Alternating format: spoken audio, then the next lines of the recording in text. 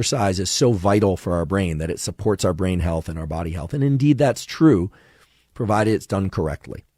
However, many of us are familiar with the experience of going for a run or going for a swim or working out hard in the gym and then not being able to use our brain, to be essentially useless for cognitive functions for the rest of the day. And I learned something very interesting, which is that hard bouts of exercise, of the sort where you're training near failure or you're generating focused muscular contractions for a session that lasts anywhere from, 30, 45 minutes, maybe 60 minutes, or a long run where you're engaging in some interval training during that run. After exercise, there's a reduction in oxygenation of the brain. So there's actually a quite significant dip in the amount of oxygen that your neurons are getting and therefore your ability to think.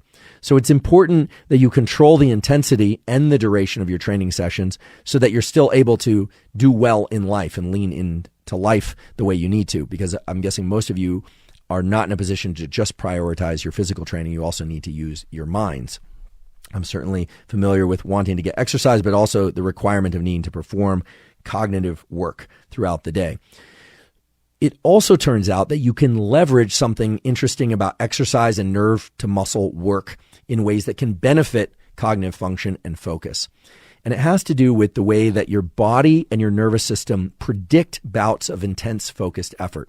So let's say you're doing resistance training 2 or 3 times a week, maybe even 4 times a week, and you're doing it consistently at a given time. There are clocks, literally biological clocks within the liver and within the brain that learn to predict that focus and that intense work. If you are trying to get intense cognitive work done, you might try scheduling that cognitive work on the days when you don't do physical training at the same time when you normally would do that intense focused physical training. Because the systems of the body that generate acetylcholine release and other neuromodulators, the systems of the body and brain that generate focused effort, those are on this sort of clock mechanism in a way that you likely will find that after just a week of training at regular times, you will be able to focus readily on other things when you're not training, provided you do it during the period of time of day when you normally would train.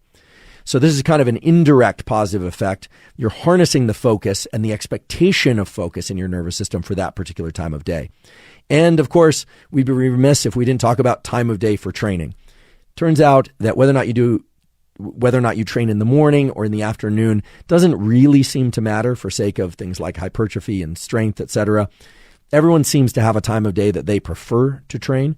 I've said before, and there are reasons based on body temperature rhythms and cortisol release, that training 30 minutes, 3 hours, or 11 hours after your normal waking time can be very beneficial and can provide a sort of predictability or regularity to when your body will be ready to train and best apt to train well.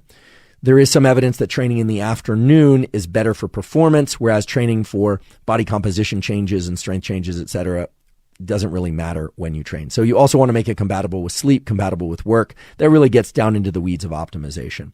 But I think it's interesting to note that if you're going to train at a regular time, you can take the days when you don't train and use that to enhance your cognitive focus for things that have nothing to do with exercise. So this might be